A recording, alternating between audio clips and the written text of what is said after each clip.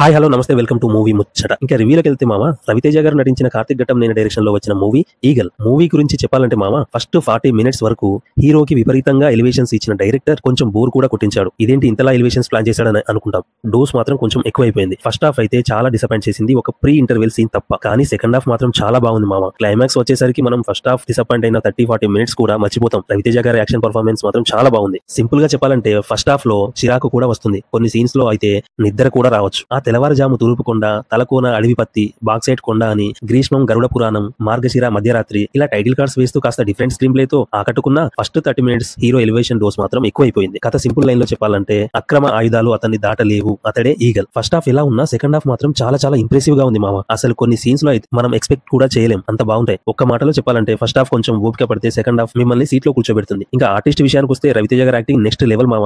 ఇచ్చి పడేశాడంతే. First time full action scenes లో కుమ్మేశాడు. రవితేజ గారి లుక్స్ కూడా చాలా బాగున్నాయి. ఆ హెయిర్ స్టైల్ గానీ, బియర్డ్ గానీ అదిరిపోయింది. ఇంకా నెక్స్ట్ అనుపమ జర్నలిస్ట్ క్యారెక్టర్ లో తనకి ఇచ్చిన రోల్ బాగానే చేసింది.